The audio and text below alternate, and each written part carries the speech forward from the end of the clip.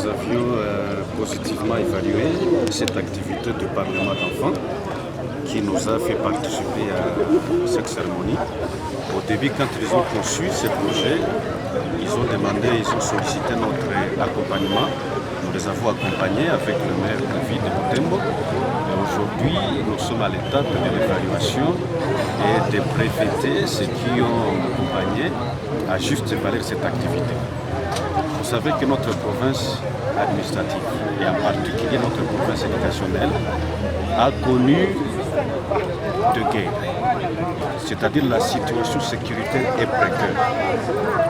Ceci entraîne un déplacement massif des populations, des familles, des élèves. Là où ils sont allés, dans la ville de Butembo et même partout ailleurs, le Parlement d'enfants a si mobilisé la communauté pour trouver les fournitures afin d'accompagner ces enfants qui sont déplacés. Chose faite, je vous assure que ce Parlement d'enfants venait d'accompagner plus de 3000 élèves qui ont été servis de fournitures scolaires, de cahiers, de carnets, de stylos, ainsi de suite. Donc c'est une activité que nous évaluons positivement et à juste valeur, nous tenons à remercier les Parlements d'enfants. La quasi-totalité de ces enfants, au moins ceux qui sont identifiés ou ceux qui se sont fait identifier, ont été accompagnés par les Parlements d'enfants avec notre accompagnement. Évidemment, il y a toujours des besoins. Les enfants qui ont reçu 10 cahiers, il en aurait besoin peut-être de 15.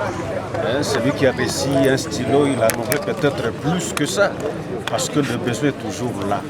Non seulement c'est un problème lié aux fournitures, mais aussi la survie. Ils ont besoin de la nourriture, ils ont besoin des soins.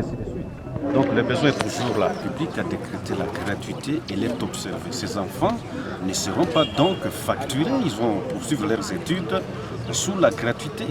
Ceux qui sont à l'école secondaire, nous sommes en train de sensibiliser les dirigeants de ces écoles-là, les préfets, les gestionnaires, pour que ces enfants aient une mesure de casse, qui ne soient pas recouvrés, qui ne soient pas chassés, parce qu'eux-mêmes sont vulnérables.